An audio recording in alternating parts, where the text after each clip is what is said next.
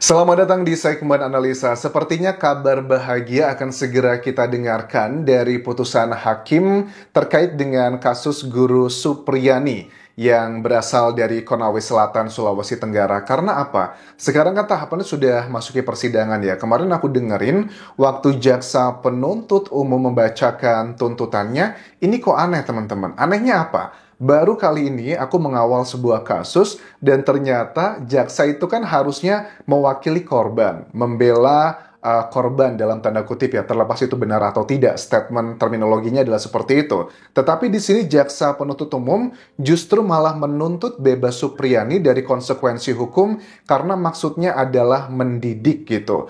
Menurut aku ini adalah sejarah dalam persidangan. Jaksa malah membela terdakwa. Kalau sudah dibela sama jaksa, lantas fungsinya kuasa hukum dari Supriyani ngapain dong? Masa semuanya ngebela Supriyani? Tapi ini belum final ya, karena pada akhirnya pun yang memutuskan ini adalah dari pihak hakimnya sendiri. Coba kita simak pada saat ada keterangan jaksa membacakan tuntutan jaksa terhadap Guru Supriyani, teman-teman. Menuntut terdakwa Supriyani SPD binti Sudiarjo lepas dari segala tuntutan hukum atau masalah partai Polri. Oke, menuntut yang pertama lepas dari segala tuntutan hukum. Ini jaksa yang ngomong, bukan kuasa hukumnya. Ini unik sekali kasus ini. Terhadap terdakwa Supriyani SPD binti Sudiarjo sebagaimana diamankan satu pasal 80 ayat 1 Junto pasal 76 huruf C Undang-Undang Indonesia Nomor 35 tahun 2014 tentang perubahan atas Undang-Undang 23 tahun 2002 tentang perlindungan anak, sebagaimana telah diubah menjadi Undang-Undang Nomor 17 tahun 2016 tentang penetapan pemerintah pengganti Undang-Undang Nomor 1 tahun 2016 tentang perubahan kedua atas Undang-Undang Nomor 23 tahun 2002 tentang perlindungan anak, sebagaimana surat dakwaan. Kedua, membebaskan terdakwa Supriyani SPD binti Sudiarjo dari dakwaan ke-1 melanggar pasal 80 ayat 1. Tuntutan yang kedua membebaskan juga Guru Supriyani dari dakwaan yang disampaikan tadi. Untuk pasal 76 huruf C Undang-Undang Indonesia Nomor 35 tahun 2014 tentang perubahan atas Undang-Undang Nomor 23. Itu adalah poinnya. Dibebaskan semua tuntutannya. Dan kabar yang harusnya sudah terjadi sejak lama adalah terkait dengan isu uang 50 juta, 2 juta rupiah, dan 15 juta rupiah. Ini kan diduga ada oknum-oknum yang bermain di sini. Ibu Supriyani terkait dengan uang tersebut yang dia mengaku bahwa awalnya memang kalau aku lihat dari keterangannya kepala desa setempat yang punya inisiatif nih, ngide. Ini kita coba deh karena sudah 5 kali mediasi nggak bisa-bisa akhirnya beberapa kali mediasi ya, totalnya kan 6 mediasi sekarang ya. Di salah satu bagian mediasi suami dari Guru Supriyani inisiatif yaudahlah kita coba kasih 10 juta. Tapi 10 juta ditolak. Habis itu disampaikan lagi yaudah kita kasih 20 juta. Ditolak juga sampai akhirnya ada sejumlah oknum ini yang bermain-main mengatakan maunya 50 juta begitu. Ini nggak heran, makanya ada keterangan aku lihat di sini dari sejumlah media mengatakan bahwa ada 2 oknum dari pihak kepolisian ini, dari pihak Kapolsek dan juga Kanit Reskrim Polsek Baito itu dicopot dari jabatannya.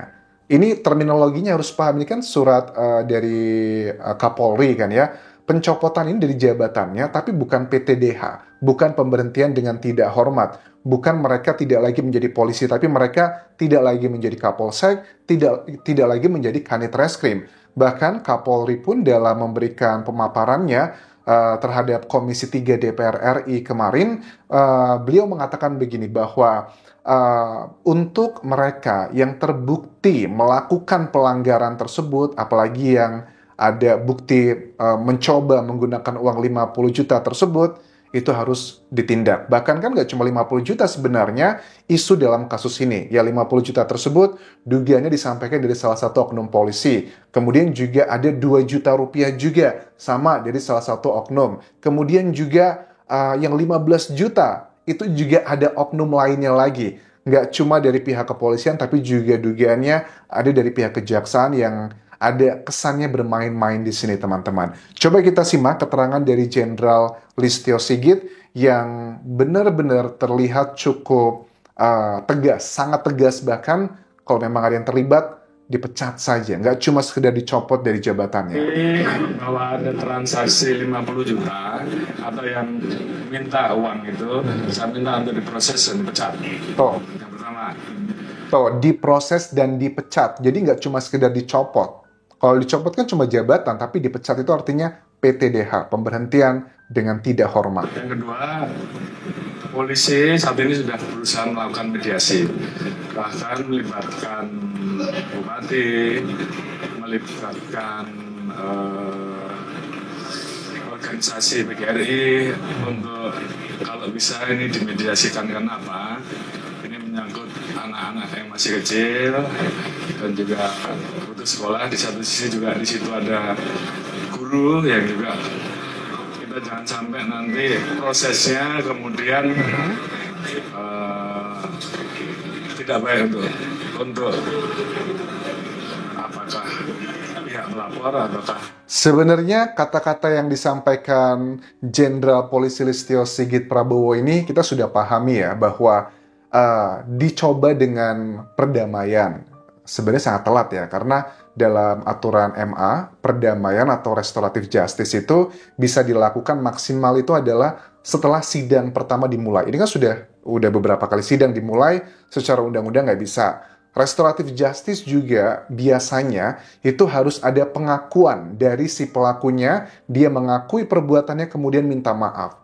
Menurut aku itu tidak bisa diterima, makanya nggak heran waktu Kapolri bilang sudah 6 kali mediasi, yang terakhir adalah dengan bupati setempat, kemudian dari pihak Guru Supriyani beserta kuasa hukumnya mengatakan membuat surat tanda tangan yang disampaikan ke media bahwa membatalkan perdamaian yang dibuat tersebut karena Guru Supriyani nggak ngebaca draftnya, walaupun dia didampingi dengan salah satu kuasa hukumnya yang sekarang sudah diberhentikan oleh timnya karena menurut mereka ini kesannya nggak ada koordinasi dan ujuk-ujuk kau minta damai. Guru Supriyani mengatakan bahwa pada saat dia diminta datang oleh bupati setempat, dia tuh nunggunya cukup lama sebenarnya di ruangan tersebut.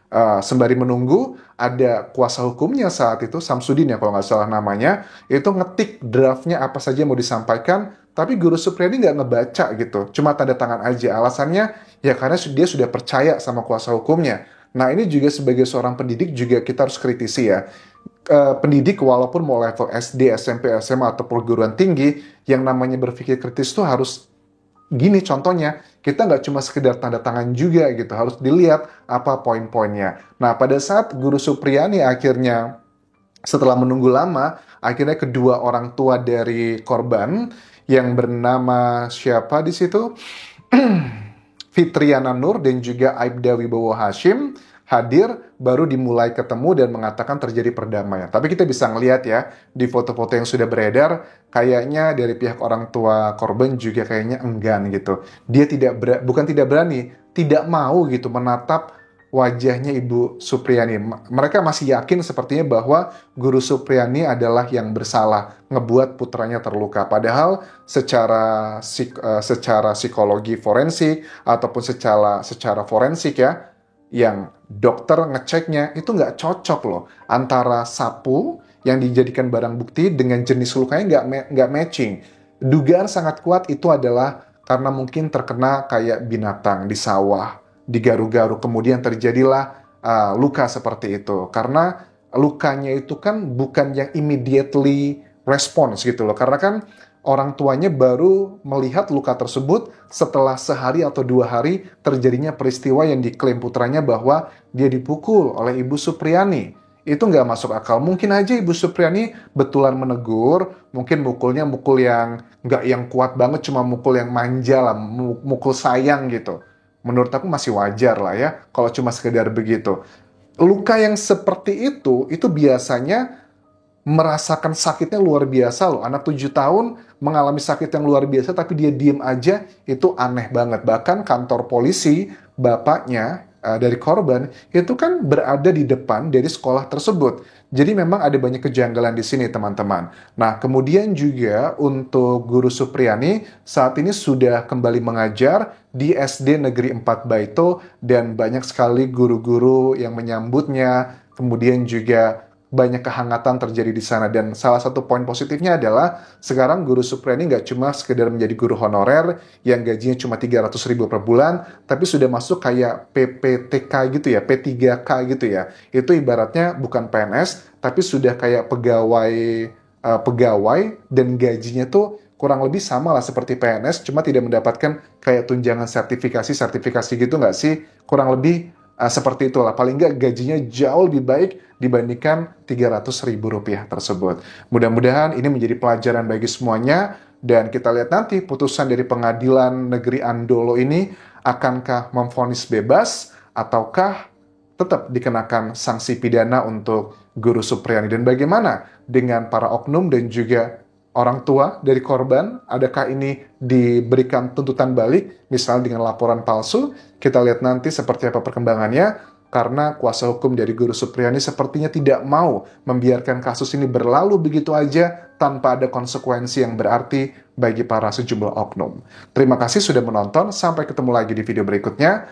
Tinggalkan like dan juga komen, subscribe channel YouTube ini, follow Instagram, Facebook pageku, dan juga akun TikTok Dian Jasa Sumara. Sampai jumpa.